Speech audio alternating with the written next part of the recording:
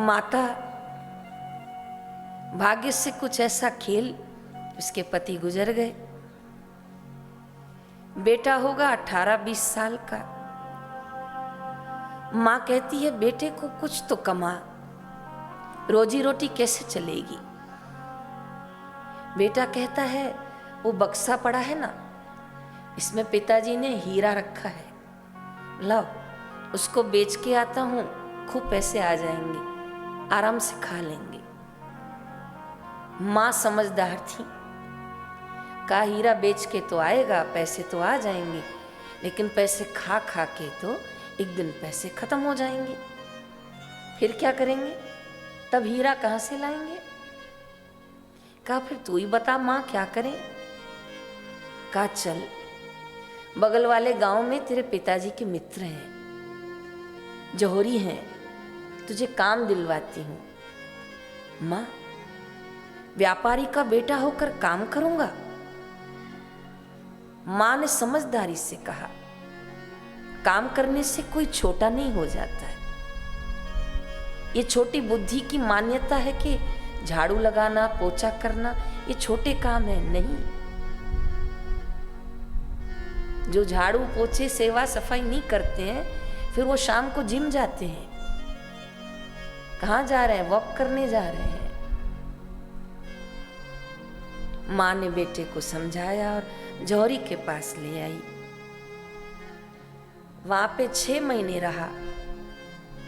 मित्र बहुत अच्छा था पिताजी का, 1 रुपया न लिया और खड़ा कर दिया मित्र के बेटे को कि भविष्य में इनके घर में रोजी रोटी की कमी नहीं आए, ये अपना कमा के खुद खा सके, माँ को खिला सके। 6 महीने बाद घर भेजा और कहा जब भी आना चाहो आ सकते। घर आया तो बहुत खुश था कि मैं हीरे परखना सीख गया हूं, अब मैं खुद का काम करूंगा।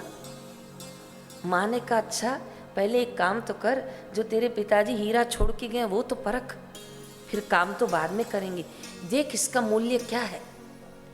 एक बक्सा खोला, दूसरा बक्सा, तीसरा बक्सा खोला और जब हीरा निकाला और वो साधन आंखों के आगे रखी हीरा परखा तो पता चला हीरा नकली है। जयराम जी की, जयराम जी की तो बोलिए।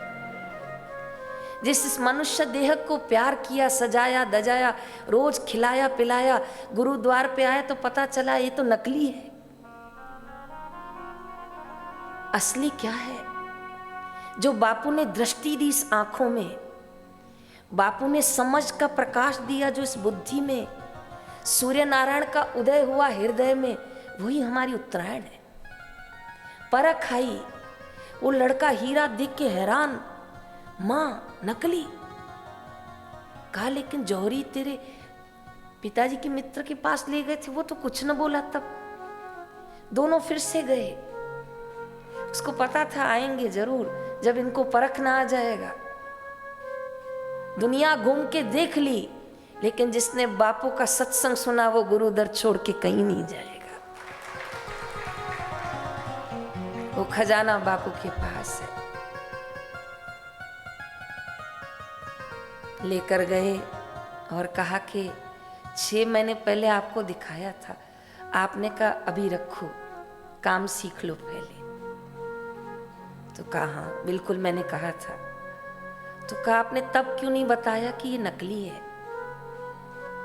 कहा मैं तब बता देता तो ये मन से हार जाता और काम भी नहीं सीख पाता, और मुझे उम्मीद थी कि ये सीख जाएगा तो खुद ही परख लेगा, और अब खुद सीख गया, खुद परख गया।